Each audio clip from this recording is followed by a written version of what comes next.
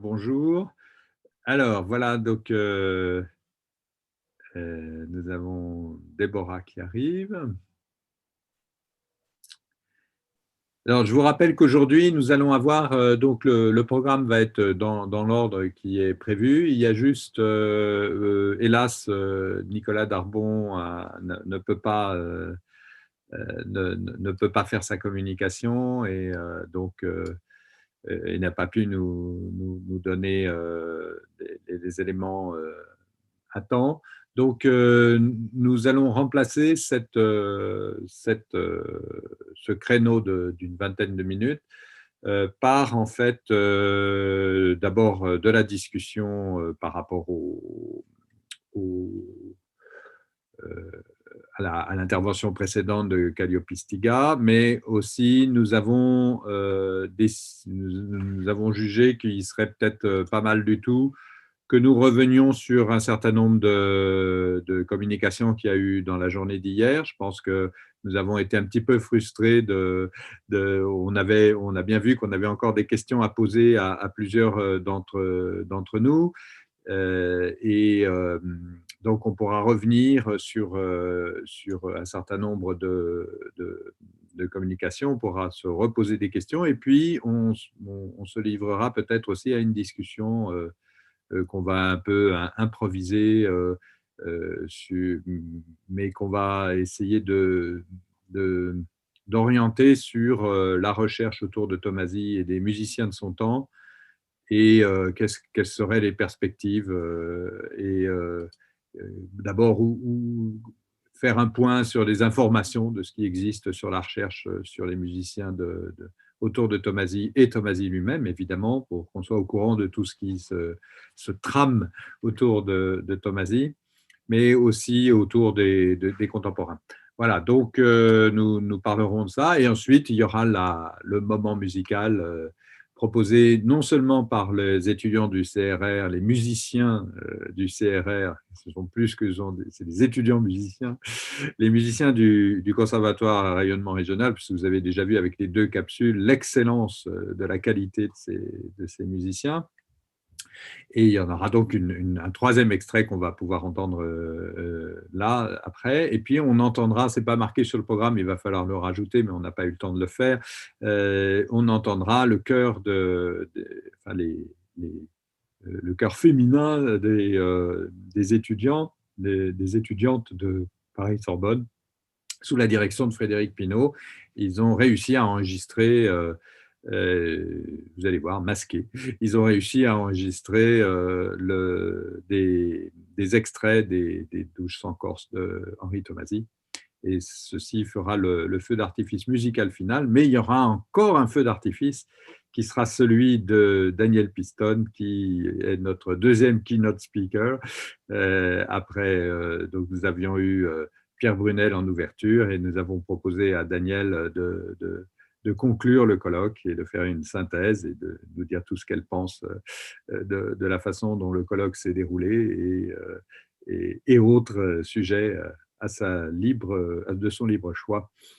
Pour finir, voilà, je crois que j'ai dit l'essentiel. Christophe, tu as quelque chose à ajouter? Oui, simplement préciser que peut-être juste avant les séquences conclusives, si Philippe Ferraud nous fait l'amitié de nous rejoindre, qui est Ah professeur oui, de musique de chambre au CRR, il nous expliquera un peu le contexte un peu improbable dans lequel ces étudiants, avec les étudiants de Pascal Proust d'ailleurs, ont réalisé ces petites capsules. Ça sera intéressant qu'on l'entende en parler parce qu'il a dû renoncer à des rendez-vous musicaux également. Enfin, ça a été une année catastrophique, mais ils ont réussi à se réinventer et ça serait intéressant d'avoir le témoignage de Philippe si il est là dans l'après-midi. Voilà, tu as dit tout le reste. bien. Eh bien voilà, donc nous cédons la parole à Sylvie Douche, qui est maître de conférence à Sorbonne Université et qui va être la modératrice de la première session de ce matin. Sylvie, je Merci. t'en prie. Merci Jean-Pierre. Bonjour et bienvenue à tout le monde dans cette deuxième journée de colloque qui sera tout aussi riche que la précédente. Et en fait, c'est vraiment la continuité de la dernière session puisque cette session domaine de créativité, c'est le deuxième volet, si je puis dire, des interprètes de Thomasy, puisque nous allons accueillir 3 interprètes actuels de Thomasy. Et pour moi, c'est vraiment un grand honneur de les recevoir parmi nous sur cette plateforme, malheureusement un peu virtuelle.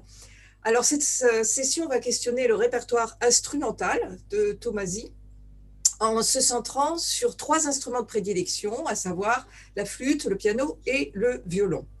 Le premier, la flûte, est très présent, on le sait, donc dans les œuvres majeures concertantes, mais aussi dans des petites pièces où la flûte est soliste ou accompagnée. Probablement que l'enseignement de Philippe Gaubert et la place de Jean-Pierre Rampal ne sont pas étrangers à cette place accordée à la flûte. C'est Denis Verrou qui nous en parlera.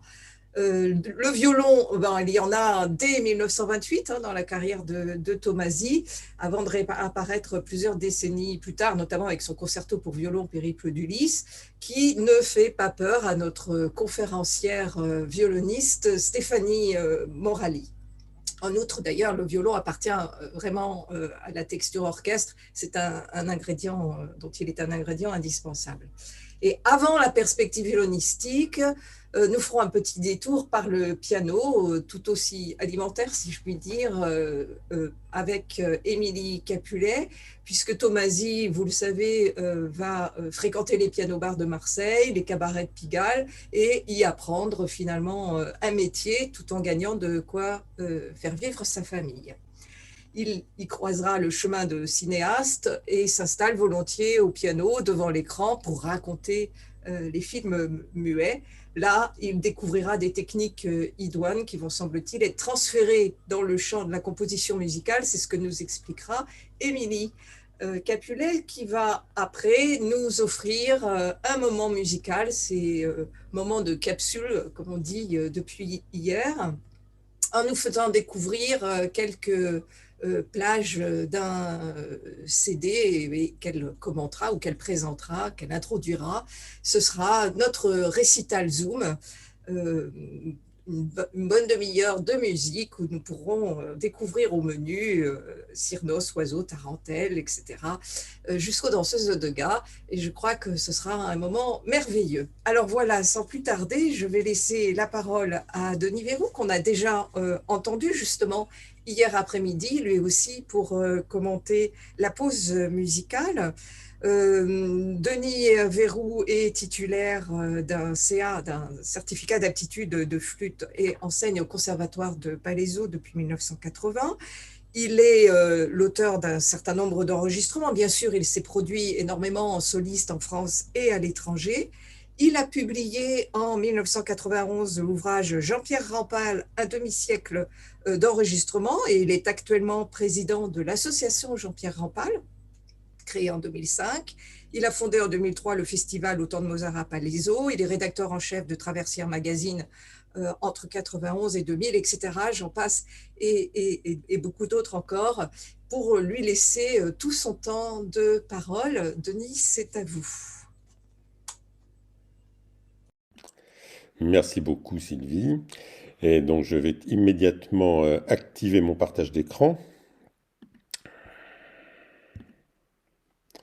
Donc, l'œuvre pour flûte de Thomasy, que cette communication souhaite mettre en lumière, s'impose à la fois par sa quantité, puisque si l'on regroupe toutes les pièces, on arrive à un peu plus d'une quinzaine d'œuvres, sa variété, pardon, étant donné qu'au-delà de 3 pages concertantes, il touche à une grande variété de musique de chambre, et y compris des pièces pédagogiques, et surtout son identité expressive. Et c'est d'ailleurs ce dernier point qui m'a motivé à intituler cette présentation du Petit Chevrier corse au concerto de printemps, car si le premier est une petite pièce pédagogique et l'autre une grande pièce concertante, on trouve dans tous les deux plusieurs parmi les éléments les plus caractéristiques du langage de Thomasy, en l'occurrence l'invocation, la nature et la danse. Alors on me rétorquera que ce sont des éléments qui sont présents dans bien d'autres œuvres du compositeur, ce qui est tout à fait vrai, mais le fait que ce soit là des éléments tout à fait distinctifs de l'expression de la flûte fait que cet instrument l'a accompagné sa vie durant. Et quand je parle de toute sa vie, ça n'est pas une façon de parler, puisque son père, comme vous le savez, était flûtiste, Xavier Tomasi, qu'on voit sur la gauche avec le jeune Henri Tomasi au piano, à la réserve à Marseille, dans ses jeunes années. Il a donc grandi au son de la flûte, et la flûte est présente d'ailleurs dans ses toutes premières œuvres. Déjà sa première grande œuvre importante, en l'occurrence les variations sur un thème corse pour quintette avant en 1925, et jusqu'à la fin de sa vie, puisque les invocations et danses rituelles pour flûte, clarinette et harpe remontent à l'année 1970. Et puis bien évidemment, qui dit Marseille dit Rampal, et les Rampal, père et fils, seront l'un et l'autre particulièrement liés à Henri Tomasi. Et cette connexion est importante parce qu'elle n'a pas à voir seulement avec le plus grand flûtiste de l'ère moderne, mais également avec sa propre inspiration, c'est-à-dire celui du Midi, avec tout ce que ça comporte justement d'expression, de caractère et de couleur. Là encore, un triptyque, cette fois-ci distinctif, de l'école de flûte de Joseph Rampal. Et ce n'est pas un hasard, on a parlé hier de Tomasi et de ses interprètes. Si les plus grands interprètes de Tomasi seront des méridionaux. Et en ce qui concerne la flûte, au-delà de Jean-Pierre Rampal, Maxence Larieux, Alain Marion, Jean-Louis Baumadier vont jouer Tomasi. Et quand ce ne sont pas eux, ce sont certains de leurs émules de cette école, en tous les cas. Un flûtiste comme Andras Chadorian, par exemple, a lui aussi interprété le concerto de printemps. Alors, le temps manquerait bien entendu pour détailler l'ensemble des œuvres, et je dois ici faire des choix cornéliens, mais si l'on se réfère aux 8 principales, c'est-à-dire indépendamment des quintettes avant, du sextoire avant et des pièces pédagogiques, on peut les regrouper grosso modo en 2 grandes périodes, celle des années 40 et celle des années 60. Dans les années 40, on trouve dès le départ 2 mélodies particulièrement intéressantes et très peu connues pour voix de contralto, flûte, alto et harpe, qui sont bien sûr réminiscentes de Debussy et de Ravel, mais sur lesquelles 2 points doivent être soulignés. D'une part, la connexion, enfin l'accompagnement par la voix du trio de bussistes, flûte, alto et harpe, et semble bien être une première, en ce sens que les catalogues les plus éminents effectués aujourd'hui montrent seulement 2 précédents, mais particulièrement confidentiels. Il est très peu probable que Tomasi en ait eu connaissance. Et d'autre part, ces mélodies offrent à la flûte une très forte individualité, puisqu'elle se voit même, comme vous le voyez ici sur cet exemple à droite, dédiée à une grande cadence virtuose, et fait tout à fait symptomatique, l'une de ces mélodies, la flûte en l'occurrence, n'est pas dédiée à la chanteuse, mais est dédiée au flûtiste, en l'occurrence Joseph Rampal, et c'est lui qui les crée dès l'année suivante, d'abord à Radio Marseille, puis en public, comme on le voit ici, à la Société de musique de chambre de Marseille. Les 2 œuvres suivantes sont 2 pages concertantes dédiées à 2 des plus grands flûtistes parisiens d'alors. Et le premier est Lucien Lavaillotte, qu'on voit ici, sur l'une de ses rares images. Il y a assez peu de portraits de lui. Et il est dédicataire du concerto en Fa, écrit en mars 1944, qui est une œuvre particulièrement enjouée, extrêmement brillante, et d'une écriture encore très classique qu'on pourrait assez facilement rapprocher, je pense, de celle de Claude Arieux, qui a écrit 2 ans plus tard son concerto pour flûte en 1946 pour Jean-Pierre Rampal.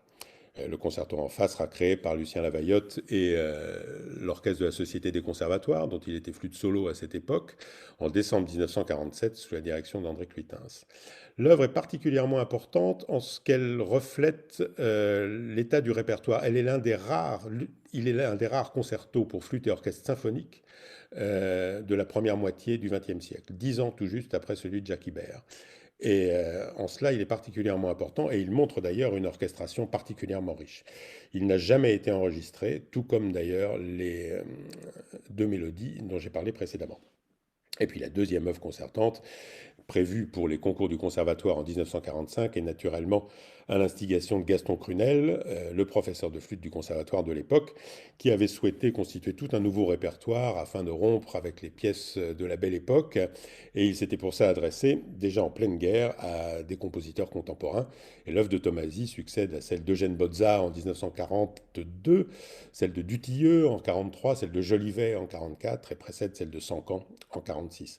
Alors, évidemment, la concertino de Tomasi n'a pas la même modernité que le chant de Linos de Jolivet, mais il est important à prendre en compte car il représente un nouveau dans l'école de flûte. Et en France, l'école instrumentale, en ce qui concerne les vents, a toujours une influence tout à fait déterminante sur le reste du répertoire. Et puis, ce sont les 2 œuvres suivantes, qui sont cette fois toutes les 2 dédiées à Jean-Pierre Rampal, qui vont marquer une très nette évolution dans son langage. La première, la sonatine pour flûte seule, est achevée le 25 novembre 1948 et elle est créée lors des grands débuts en récital de Jean-Pierre Rampal-Salgavo le 9 mars 49, comme vous le voyez ici, en parallèle d'ailleurs avec la première en Europe de l'Ouest de la sonate de Prokofiev. Et elle est intéressante en ce qu'elle s'inscrit dans la lignée poétique, descriptive et fantaisiste des œuvres pour flûte seule, par exemple de Jean Rivier, Jacques Ibert ou encore une fois Eugène Bozza, mais et même avec une écriture pardon, parfois encore imprégnée de l'héritage romantique, certainement quelque chose que Tomasi a dû entendre son père jouer, au travers notamment de tout ce qui est des bariolages, des procédés en accompagnement arpégé de mélodies. Mais elle est surtout particulièrement remarquable en ce qu'elle n'hésite pas, notamment dans la pastorale centrale, à juxtaposer librement les éléments et les caractères les plus divers, en usant de contrastes et d'expressions extrêmement variées, parfois même suivant des séquences très courtes qui rapprochent le discours d'une improvisation. Vous voyez ici le manuscrit original de la sonatine, l'extrait pastoral, où on voit très bien sur les deux premières lignes la mélodie principale, puis une séquence de quelques mesures à peine en expression en harmonique, puis une séquence vive, puis une nouvelle séquence très vive, encore plus courte, puis l'andante avec la pastorale corse ornementée. Elle marque le début d'une évolution qui va se poursuivre 2 ans plus tard, avec la pastorale Inca, écrite pour 3 membres de l'orchestre du Grand Casino de Vichy, qu'Henri Tomasi dirigeait régulièrement. Alors, dans ces 3 membres, on retrouve bien entendu Jean-Pierre Rampal, qui en était flûte solo depuis 4 ans, et comme vous voyez à l'écran, qui ne chômait pas, puisqu'on lui faisait jouer dans le même concert le prélude de Debussy et Daphnis et Chloé, et le violon solo Robert Gendre, et un autre violoniste en la personne de Léon Tillion.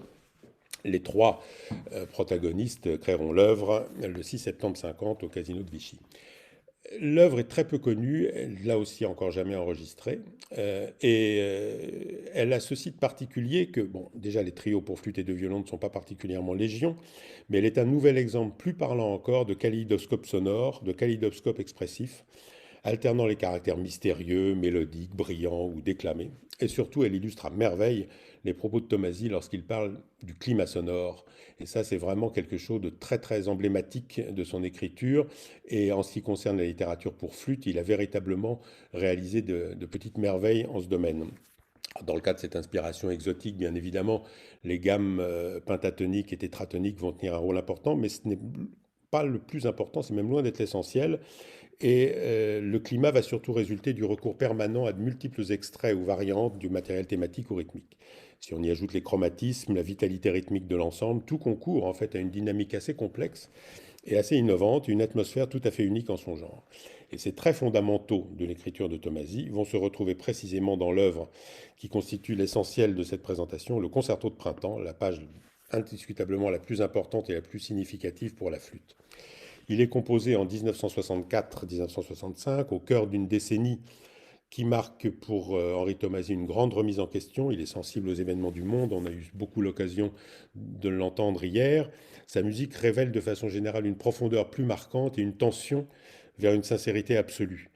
Et le titre de ce concerto est également symbolique, concerto de printemps. Et comme le dit Claude Tomasi dans son ouvrage, lorsqu'il parle du printemps musical de la vieillesse, il est vrai que cette époque est bien celle d'une renaissance, d'une nouvelle aspiration et d'une nouvelle audace expressive.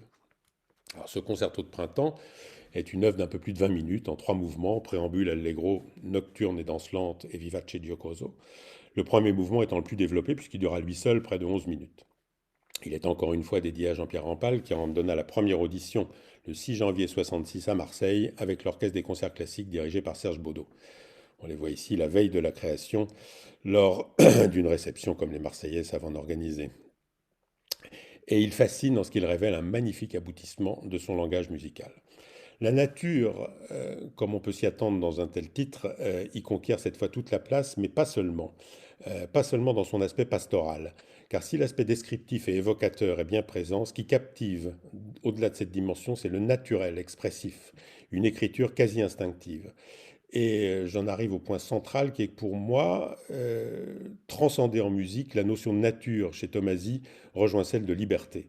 Et c'est sans aucun doute ce qui frappe le plus dans cette œuvre, qui dévoile un langage particulièrement audacieux et une expression extraordinairement spontanée. Et le lien entre Tomasi et ses interprètes prend là d'ailleurs toute son importance, parce que le naturel de la maîtrise instrumentale, l'expression instinctive et la liberté du jeu sont précisément des qualités tout à fait caractéristiques de Jean-Pierre Rampal.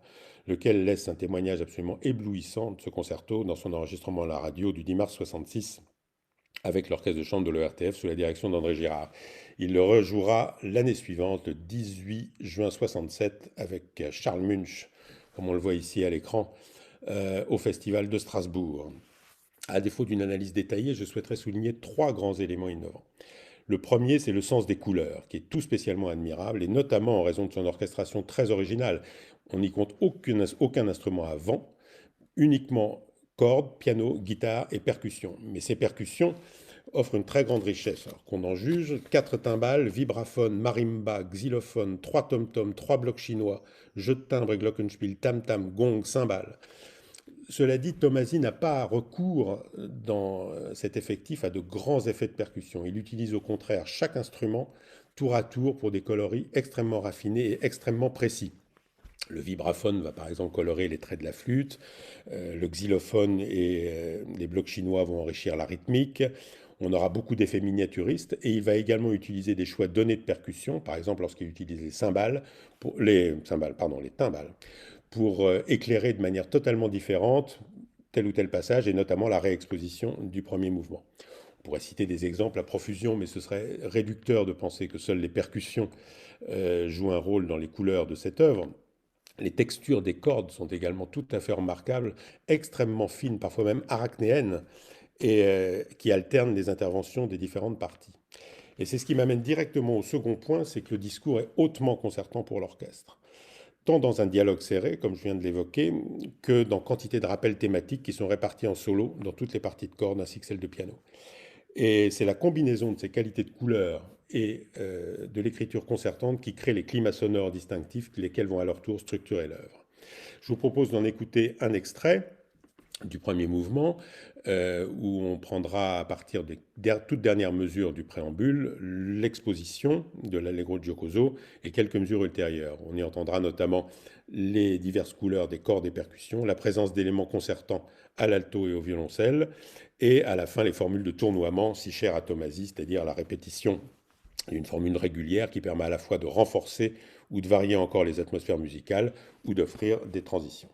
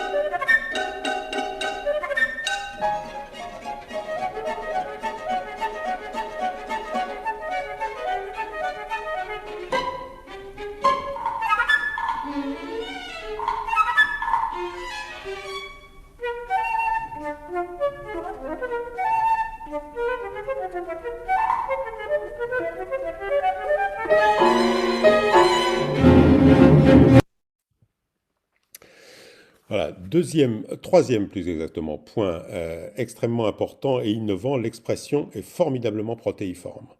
Elle est ouverte et interrogative dans les sections introductives et dans d'autres en forme de récitatif ou de semi-cadence. Elle est naturellement dans les passages animés, brillante, légère, mais surtout fantasque, fantaisiste, fougueuse, parfois totalement débridée, passionnée dans les phrases lyriques. Dans les deux mouvements rapides, en fait, le véritable foisonnement qu'offre cette musique fait s'enchaîner parfois sans transition aucune des éléments extrêmement différents, offrant une variété souvent, il faut le reconnaître, déroutante, mais toujours captivante. Et on a tour à tour l'impression d'une mosaïque expressive qui fourmille au passage d'indications très précises, décidé et joyeux, enjoué, capricieux, triste, avec élégance, ou d'une quasi-improvisation, notamment dans les interventions les plus brèves des solistes. Mais pour vous donner une idée justement de la différence expressive qu'on trouve dans cette œuvre, en contraste avec le premier exemple, je vous propose d'écouter quelques mesures de la danse lente, du mouvement central, le sommet incontestable de l'œuvre, poétique, très sensuelle, extraordinairement envoûtante, et elle tempère idéalement l'abondance et l'exubérance du premier mouvement en installant une atmosphère mystérieuse et en mettant en valeur le sentiment d'improvisation du soliste, en opposition à la parfaite régularité du soutien orchestral.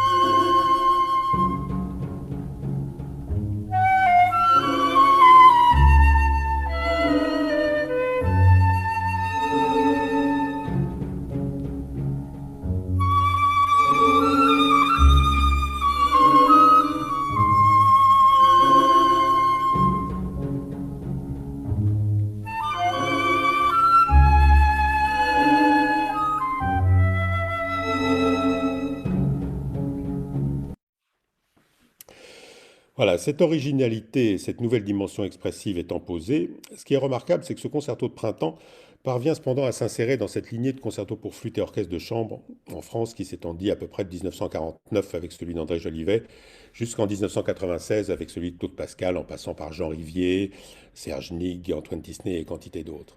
Et Bernard Gavotti, dans sa critique lors de la création, ne s'y était pas trompé en écrivant: sans rompre le fil de la tradition, Thomasy l'étire à l'extrême et à cette corde tendue, il arrache des résonances savantes, toujours sensibles, parfois enchanteresses, notamment dans le nocturne médian, qui tient de la danse son rythme lascif et de l'ombre sa sensualité mystérieuse.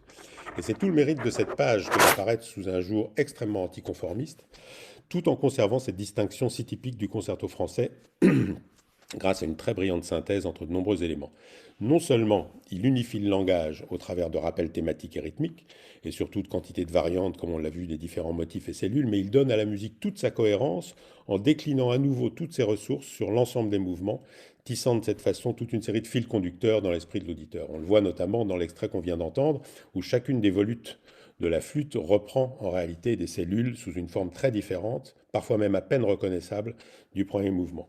Et on pourrait même dire d'ailleurs qu'il tisse des fils conducteurs entre chaque œuvre, car on retrouve indiscutablement dans toutes les œuvres pour flûte de Thomasy un matériau parfois très bref, ça peut être parfois des cellules d'une demi-mesure, mais qui se retrouvent d'une œuvre à l'autre et qui constituent presque un ensemble formidablement impressionnant en tous les cas pour l'interprète et pour celui qui cherche à analyser un peu sa musique. Au-delà de cette synthèse, il s'attache également à conserver une structure formelle traditionnelle avec en particulier une forme tripartite tout à fait claire dans les deux premiers mouvements. Et enfin, il écrit remarquablement pour l'instrument avec une parfaite connaissance de ses ressources et dans la grande tradition de la flûte française, il conserve un aspect lyrique extraordinairement fort qu'il sait de plus mettre en valeur dans sa juxtaposition avec la virtuosité. On en a ici un exemple parfait dans le final pour offrir une conclusion flamboyante. Et tout est rassemblé dans cet extrait, multiples reprises thématiques et rythmiques, une partie solo étincelante jusque dans les passages les plus fugitifs, et une dernière grande ligne mélodique qui constitue en réalité ni plus ni moins que la version ultime de celle exposée dans l'introduction.